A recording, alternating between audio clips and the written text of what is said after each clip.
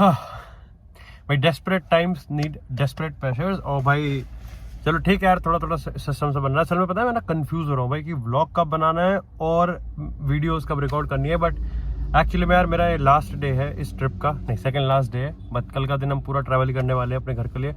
तो और आर्दा गुलर की वीडियो को लेकर यार मैं काफ़ी ज़्यादा एक्साइटेड था, क्योंकि इस वीडियो को लेकर ना काफ़ी सारे सवाल हैं कि भाई आर्दा गुलर टू रियल मैड्रिड ना, काफ़ी सारे क्वेश्चंस आपके दिमाग में ऐसे क्यूरियोसिटी यहाँ पर छोड़ जाते हैं कि भाई ये डील क्यों हुई है, ये डील के क्या मायने हैं। डेफिनेटली मैं यहाँ पर बहुत डीप में नहीं जाऊंगा, लेकिन ऊपर ऊपर से मैं एक बार बारसा वर्सेस रियल मैड्रिड के टॉपिक को भी यहाँ पे उठाऊंगा।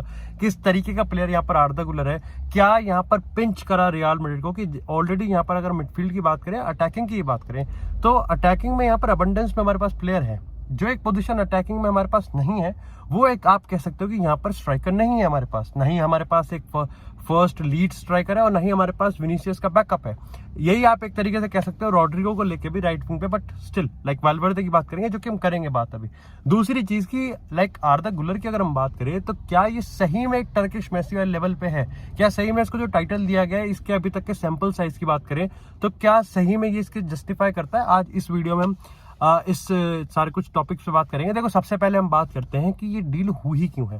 देखो पहली चीज तो तुमको समझनी पड़ेगी कि रियल मैड्रिड एक ऐसा क्लब है जो कि यंगस्टर्स को उठाने में बहुत ज्यादा एफिशिएंट है ना। अब आप इसमें ब्राजीलियंस भी ऐड कर सकते हो, लेकिन ओवरऑल अगर आप बात करोगे तो यहाँ पर कहीं ना कहीं सिस्टम ये बनता है कि अगर कोई यंग प्लेयर बहुत ही वर्ल्ड क्लास पोटेंशियल रखता है, तो ऐसे में रियल मैड्रिड कभी भी इस मौके को छोड़ती नहीं है।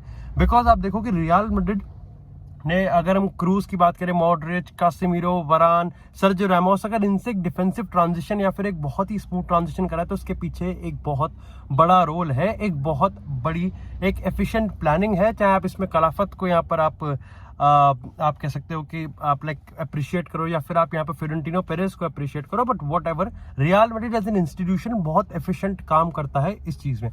मोर ओवर आप ये समझो कि आर्दा गुलर, जिसको टर्किश मेसी, लाइक अगेन मैं इसको बस इसलिए कह रहा हूँ कि द किसी को भी मेसी वर्ड से इट्स नॉट अबाउट कि लाइक आर्दा गुलर कंपेयर कर रहे हैं, बट द मियर फैक्ट कि आप उसको कैरेक्टराइज, उसको एलैबोरेट करने में भी अगर मेसी का एक छाप भी अगर आप यहाँ पर बयां कर रहे हो, आप यहाँ पर एक्सप्रेस कर रहे हो, इट सेल्फ टेल्स कि how special this player is. अब यहाँ पर होता क्या है कि आप देखो कि इतनी हाइप है, इतना अच्छा प्लेयर है, और उसका रिलीज क्लॉज सिर्फ 18 मिलियन यूरोज, और इसमें सिर्फ रियल मैड्रिड नहीं थी, बल्कि कायदे से इसमें रियल मैड्रिड थी, फिर यहाँ पर बार्सिलोना आई, और बहुत टॉप यूरोपियन क्लब्स आए, चाहे मैनचेस्टर की बात करें, चाहे यहाँ पर चेल्सी की बात करें, चाहे यहाँ पर आप आर्सेनल की बात करें, फिर उधर बायर्न की बात करें, सीरिया से भी कुछ क्लब्स थे जो कि इस प्लेयर के लिए थे। लेकिन अल्टीमेटली जो लास्ट के 2-3 दिन में अगर हम बात करें, तो जो फाइट थी वो यहाँ पर रियल मैड्रिड और बार्सा के बीच में थी। अब बार्सिलोना काफी ज्यादा कॉन्फिडेंट थी कि वो आर्दा गुलर की साइन को लाइक कंप्लीट कर लेगी और रियल मैड्रिड को बीट कर सकती है। काफी सारे वही तुम्हारे को पता है स्पेनिश रिपोर्ट्स आते हैं, जिसमें कुछ चमचे होते हैं रियल मैड्रिड के, कुछ चमचे होते हैं बार्सिलोना के। जो बार्सा वाले होते हैं वो कहते हैं कि यहाँ पर तुम अगर इस समय ट्विटर को देखोगे या फिर अगर मीडिया हाउसेस को देखोगे, तो उन्होंने लगातार, मतलब दे वर सो कॉन्फिडेंट कि उन्होंने कैसे आर्दा गुलर फिट होगा जावी के सिस्टम में, उस चीज पे उन्होंने पूरा एनालिसिस कर दिया था। And to be honest with you, it's not their fault.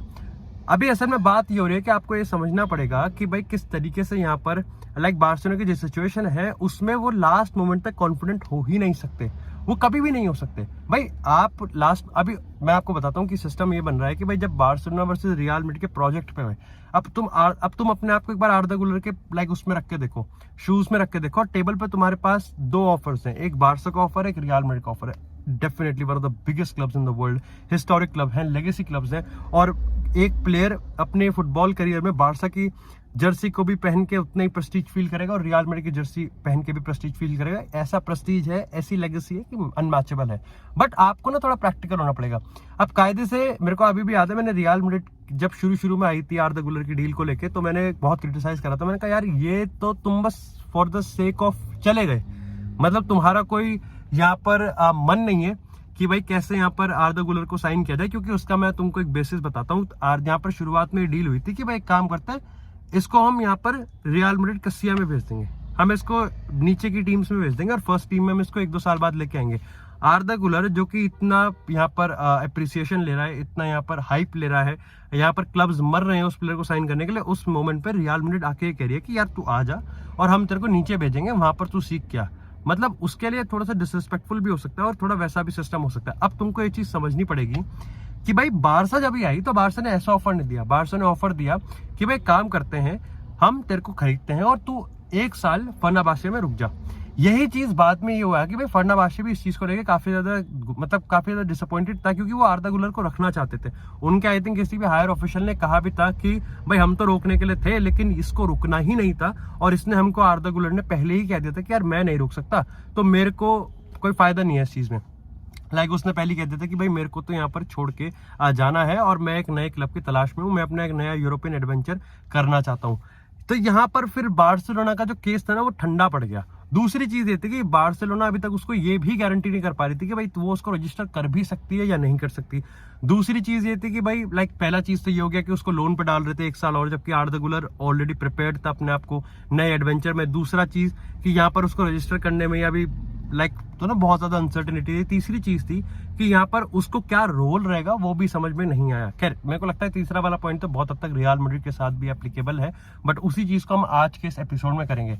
अब यहाँ पर रियल मैड्रिड ने जो मौके का फायदा था वो ऐसा उठाया कि रियल मैड्रिड ने सबसे पहले तो भैया देखो रिलीज क्लॉज तो पे किया ही किया, लेकिन बहुत सारी रिपोर्ट के हिसाब से आर्दा गुलर की ये पर्सनल एम्बिशन था, उसका पर्सनल रिक्वेस्ट थी कि भाई यहाँ पर जो उसका क्लब है फर्नाबाशे उसको एक्चुअली में 2-3 मिलियन ज्यादा फालतू मिले। तो ऐसे में यहाँ पर सिस्टम ये बना कि भाई 18 मिलियन का रिलीज क्लॉज है, तो उसको यहाँ पर 20-22 मिलियन पे कर दिए क्लब को, जिससे भाई क्लब भी खुश, और यहाँ पर अगर हम बात करें आर्दा गुलर तो वो भी खुश। काफी सारे बताए थे कि आर्दा गुलर को पर्टिकुलरली जो टर्की है उसका मोस्ट एक्सपेंसिव प्लेयर बनना था, बट ठीक है ये सारी क्लब, ये पता है तुमको, सारी रिपोर्ट्स तो आती रहती हैं और इसके में कितना सच है और कितना नहीं है इस पे भी आप कितना ही चर्चा करते रहो और आप कुछ भी करते रहो। अच्छा, इसके बाद यहाँ पर जो सिस्टम बनता है वो आता है कि भाई आर्दा गुलर क्या सही में ऐसा प्लेयर है जिसपे इतनी हाइप बनाई जा रही है। देखो पहली चीज तो है कि आर्दा गुलर बहुत यंग है, 18 साल का लौंडा अगर इस तरीके की यहाँ पर एप्रिसिएशन ले रहा है, इस तरीके का यहाँ पर बार्सा और रियल मैड्रिड में भिड़वा रहा है, तो कहीं ना कहीं वो प्लेयर तो स्पेशल है।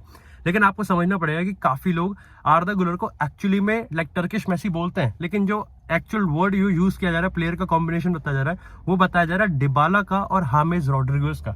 देखो आर्दा गुलर की मैं कुछ खासियत बताता हूँ। देखो आर्दा गुलर एक ऐसा प्लेयर है जो कि अपने लेफ्ट फुट को प्रिडोमिनेंटली यूज करता है। उसको पता है कि लेफ्ट पैर से खेलते कैसे हैं, उसको स्पेसेस लेने आता है, उसको स्पेसेस निकालना आता है, पासेस बनाना आता है, वो सारी चीजें वो बहुत ही ज्यादा क्रूशियल तरीके से कर सकता है। अच्छा, दूसरी चीज यहाँ पर यह है कि तुमको समझना पड़ेगा कि आर्दा गुलर का जो प्लेइंग स्पॉट है वो नंबर 8 का राइट साइड है और राइट विंग है। तो ऐसे में यहाँ पर वो रियल मैड्रिड को वर्सेटैलिटी तो देता है, लेकिन अगेन वो एक हेडेक भी देता है कार्लो एंसेलोटी को कि भाई कैसे उसको यूज करना है। जो तीसरी चीज बताई जा रही है वो ये है कि इट्स नॉट अ वीकनेस, लेकिन काफी लोग बताते हैं कि आर्दा गुलर क्विक नहीं है। तो आप आर्दा गुलर की प्रोफाइल को आप यहाँ पर हामेस रोड्रिगेज, क्योंकि वो सेंटर ऑफ द पिच पे खेलता था, डिबाला वो भी यहाँ पर एज अ नंबर 10 और फॉल्स 9 और शैडो स्ट्राइकर खेलता था, रोनाल्डो के साथ यूवेंटस में उसने राइट विंग पे भी खेला है, और अगर आप रियद मारेस की बात करो तो वो हमेशा majority of the game right wing पे खेलता है, और ये तीनों के तीनों प्लेयर अपना प्रिडोमिनेंटली लेफ्ट फुट यूज करते थे। तो आप कह सकते हो कि आर्दा गुलर एक्चुअली में यहाँ पर लेफ्ट फुटेड तो है,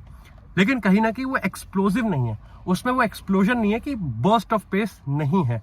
अब इसका काउंटर काफी लोग ये बताते हैं कि आर्दा गुलर इस टाइप का प्लेयर है जो कि बहुत टाइट स्पेसेस में खेलना पसंद करता है, और अगर आप उसकी कंपाइलेशन भी देखोगे, अगर आप उसके फर्नाबाशे की बात करो या फिर टर्किश नेशनल टीम के साथ भी जो उसके 3-4 गेम रहे हैं, अगर आप उस चीज को भी देखोगे तो यहाँ पर आपको समझ में आया कि वो टाइट स्पेसेस में रहना भी पसंद करता है।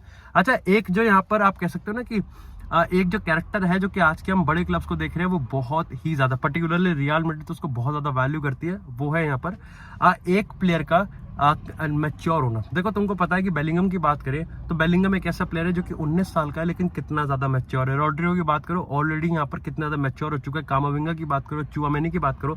ऐसे में यहाँ पर अगर हम बात करते हैं आर्दा गुलर की, तो अगर उसके हम यहाँ पर रिसेंट कोच की बात करें जो कि फर्नाबाशे से पहले उसका कोच रह चुका था, तो उसने भी यही बताया कि आर्दा गुलर एक सेंस ऑफ मैच्योरिटी देता है 18 साल से नहीं, 16 साल की उम्र से।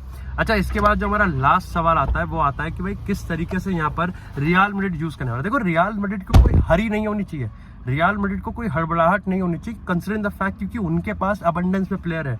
बस फर्क इतना है कि कार्लो एंसेलोटी, आर्दा गुलर, देखो मैं एक्सपेक्ट भी नहीं कर रहा as a Real Madrid fan कि आर्दा गुलर अपने मेजोरिटी ऑफ द मैचेस या फिर majority of the available minutes खेलेगा, क्योंकि आपको समझना पड़ेगा कि ये सिर्फ तभी हो सकता है क्योंकि अगर हम किलियन एम्बापे की पोजीशन को और फाइल को एक बार साइड भी कर दे तो रॉड्रिगो खेलेगा, जोसेलो की लाइक जोसेलो को अगर हटा भी दे तो Rodrigo striker, Valverde at the wing, और यहाँ पर आर्दा गुलर उसके साथ रोटेट कर सकता है। बट अगर आप जोसेलो को खिला रहे हो देन आपके पास राइट विंग पे बहुत सारे प्लेयर्स हैं, फिर आप राइट विंग पे रॉड्रिगो खिलाओगे, वाल्वर्दे को खिलाओगे या फिर आर्दा गुलर को खिलाओगे, क्योंकि मिडफील्ड तो मेरे को लगता है कि यहाँ पर चुआमेनी है, कामाविंगा है, फिर सबायोस है, फिर क्रूस है, मॉड्रिच है एंड देन बेलिंगम है। तो बेलिंगम और मॉड्रिच ये दो तो पक्के रखेंगे।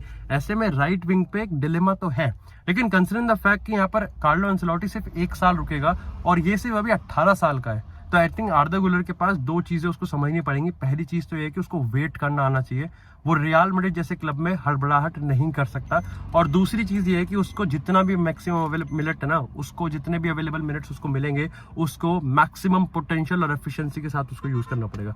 तो ये था मेरा एक छोटा सा वीडियो। बाकी वही ना, desperate times need desperate measure. बाकी इस पर हम जल्दी पॉडकास्ट करेंगे तो उस पर हम बात करेंगे। अगर आपको वीडियो पसंद है तो वीडियो को लाइक करें, चैनल को सब्सक्राइब करें। आपको इसी तरह फुटबॉल से एक्सक्लूसिव कंटेंट चैनल पर मिलता रहेगा। तब तक के लिए stay tuned, stay safe and I will see you guys in the next episode.